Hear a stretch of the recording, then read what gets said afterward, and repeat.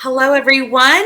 We're here today with my friend Christy Kihm, and we're so delighted to bring you this new series, Women on Mission. Christy, thank you so much for being willing to gather with us. I know you're a busy um, leader, a busy woman, a busy mama.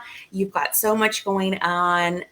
We're here at CWC to support the women who are holding up the world. And I thought you, because of where you are in the world and what's happening in our world, would be a great person to kick off this series on women on mission. So, welcome. Thank you so And thank you much. so much for being willing to talk to us today. Tell us a little bit about your life and your work, your family, and your world um, there in Europe. Yeah. Well, thank you so much for having me. It's an honor to be the first one. We'll see how it goes. But I love the idea. We are, my husband Daniel and my daughter Sophie, we are living in Budapest, Hungary. We have been here since around August of 2019. Prior to that, we were in the Netherlands for about 6 years. So we were commissioned in the summer of 2012. Had our daughter a month later and began the fundraising process to be missionaries and moved over to the Netherlands in You like to fall go of big. 2013. Yeah, if you're making one change, why not?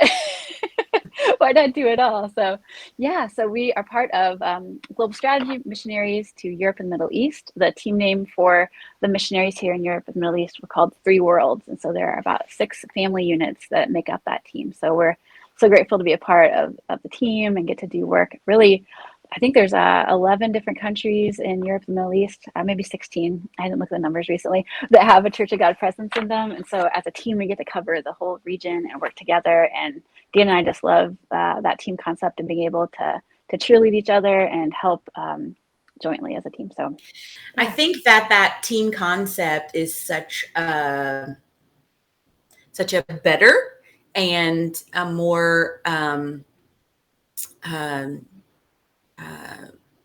intuitive approach than maybe what we in past generations, the way that we used to approach missions and send folks who were maybe single or couples out into the field and didn't have those attachments. I think Mhm. it's the concept of having a community of people to know they're behind you and that you're going to gather with from time to time. I feel like that makes would make all the difference in going out into kind of an unknown future for if it were me. Yeah, no, it totally does. They honestly are. Our teammates have become our family in this Yeah. context. They get some of the ins and outs of this somewhat crazy profession, and so to be able to have them to support us and to vent and process together, and then obviously everyone has different skill sets, and the older I get, the more I learn what my wheelhouse is and what it is not, and being able to have other people come alongside and help just everything to go smoothly has been a huge blessing. So it's one of our Yeah. favorite things. Now, Christy, I know you from AU and your life Yeah. there, and I know you are a businesswoman. You have an MBA. You are an accomplished and educated woman. So, what is like a day in the life of a women um, global strategy personnel living abroad in Budapest? Like, what is life like for you? In that kind of context Yeah. for yeah I can't even imagine like Yeah, that was honestly, I worked in the admissions office at Anderson University for about 10 years, and that was one of the hardest transitions for me. Becoming a missionary was to leave that office setting and all the socialization to basically kind of a work at home job, which offers a lot of flexibility. And sometimes, a lot of flexibility can be really great, and sometimes it's a little overwhelming. And so, over the last almost 10 years, we've kind of honed that in a little bit better, but right now, a typical day, there's a lot of project management things that happen. Okay. So we're planning different meetings. We're trying to figure out how to resource people, different events. I do a lot of event planning. We have a organization called the Three Worlds Leadership Network, which brings young people under the age of 45 together about every 18 months. And so Audrey Langford and I do a lot of the logistical planning on that event. And it takes a long time to work on visa applications and just all the fun things for event planning, but we love to do that. We drive our daughter to school. She goes to an international school here in Budapest. It's about 20 minutes away. So there's a bit of, time getting that going. And then a lot of it is, just what are we working on for tomorrow? What are we working on for this weekend, ministry wise? And then what are we working on for more long-term projects? Right. And then I know, for so much of us, on our hearts and minds, you happen to be right on the front lines of managing a major world crisis, and kind of boots on the ground for overseeing our efforts for relief. So talk to us a little bit about, Christy, what does it look like for our Church of God folks? What can you tell us? Because I know we want security is of the utmost concern here. But what can you tell us about relief efforts and the work on the ground for refugees coming out of Ukraine, and the work in Poland, and supplies coming from Germany and Hungary and all over? Yeah. Well, first I would say is that there's a lot to be proud of as far as the church's response to everything that's happening. The Church of God congregations that we're in contact with in multiple countries in Europe are doing a fantastic job of finding ways that they can welcome refugees where they are locally, but also then, like you mentioned, the church in Germany sending supplies across the border. In Poland, the Church of God here in Hungary is sending supplies across the Hungarian border. And so we do share a border in Hungary with Ukraine.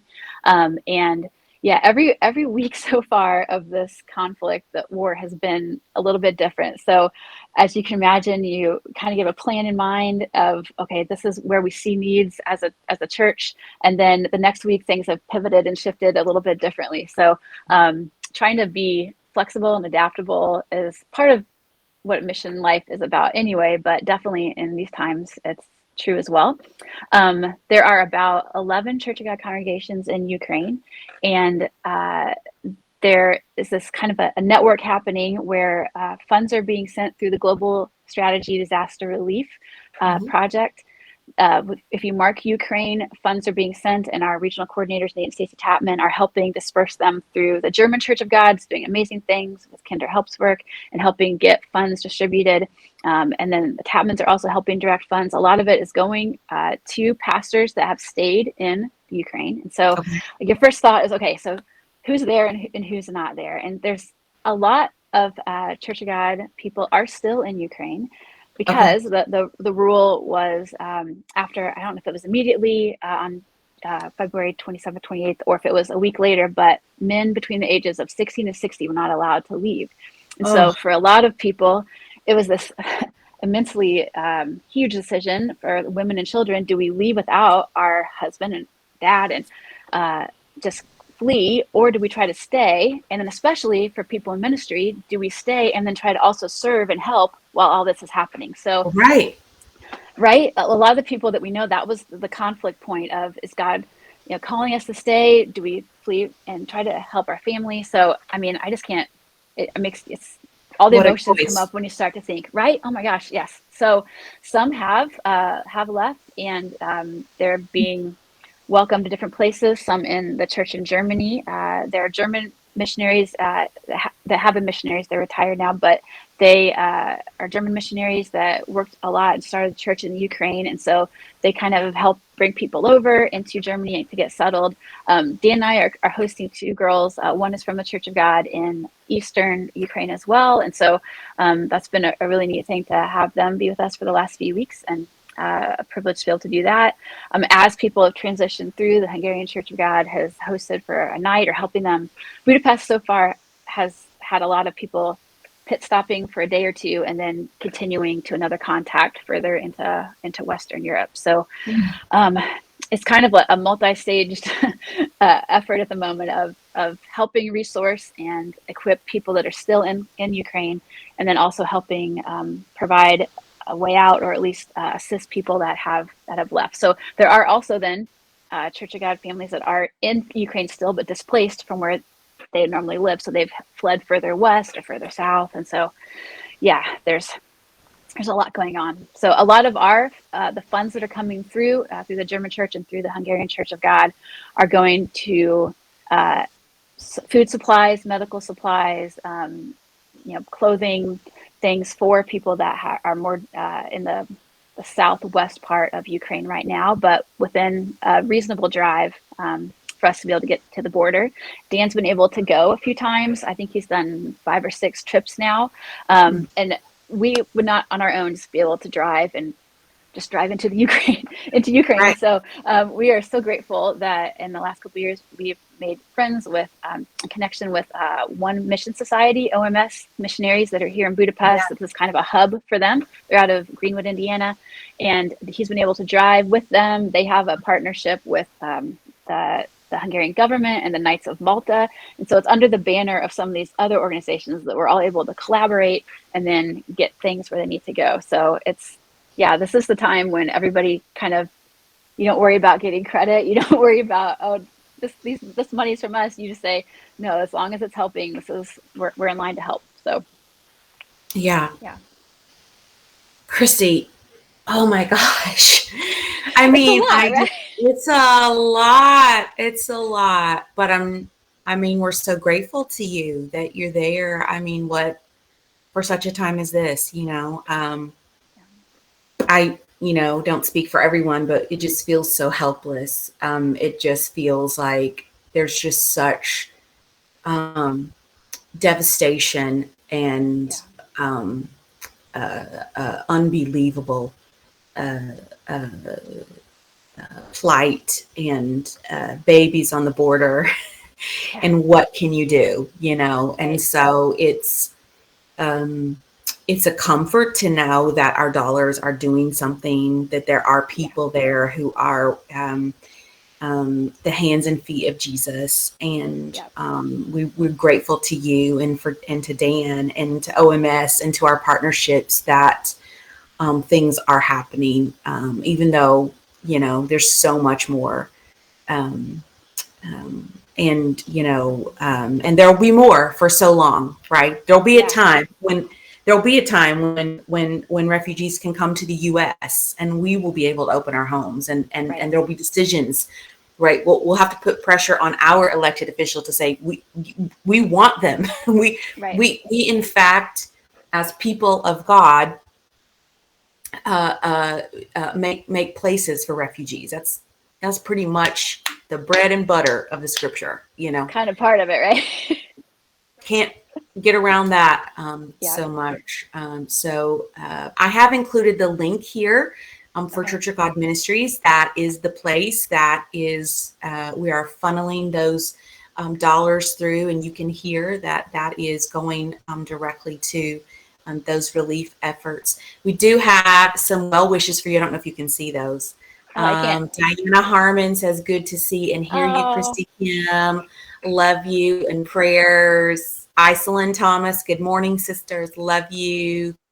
Dr. Leonard, loving you both. And Dr. Leonard asked, what are your plans in relation to the recent elections in your present place? Well, they are very recent elections. We just had Hungary just had elections yesterday, and so they ended last night, and they are keeping the same prime minister in power. So, yeah, I don't know. I think we're trying to see what the response will be. Right now, Hungary has not militarized against or assisted militarily Ukraine, and so I think one potential positive about that is that we are able to still go across the border. And I think that was a concern for a while. We were trying to get as many trips in with supplies because we were worried that potentially if things change, then that border might be closed to aid. And so, we're still kind of trying to figure all that out, but a really good question. We'll try to So recent. Yeah. update a bit more.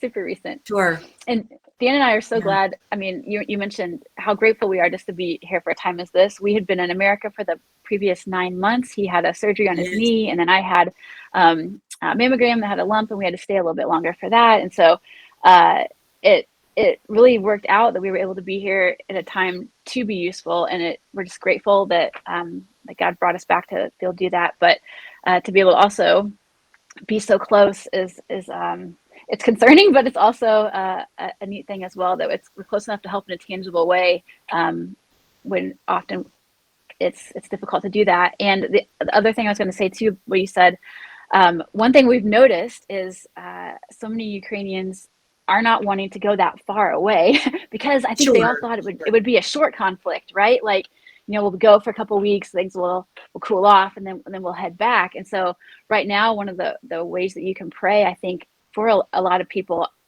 those decisions of, do we stay or do we go? And even our pastors and the network of Church of God churches and the broader networks in Ukraine are wrestling with that decision as different military moves you see in the news, different cities and different things happening every day. They have a new or new information shed on that question. So just be praying for them as they seek discernment and what God wants them to do.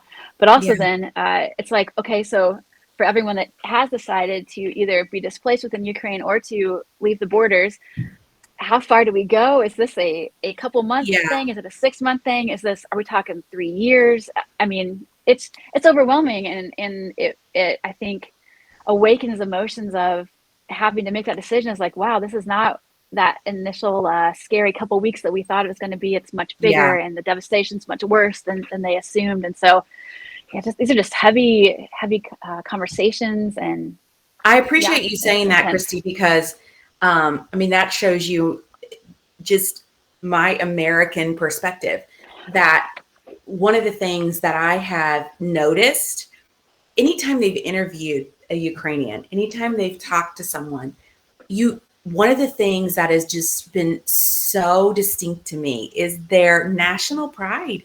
They don't want to leave. Yep. They don't want to cede their country. This is their home. Yep. Yep. And so they very much, I mean, I absolutely, right? This isn't the kind of thing where I have gotten the impression that anybody kind of wants to just pack up and leave forever or for any long time. They want their home back. They want invaders out, and they want to go back to what they had before people with tanks rolled in through the streets, and it was stolen from them. And that's my goodness, of course they do. When you try to empathize with that, you just you feel it, right?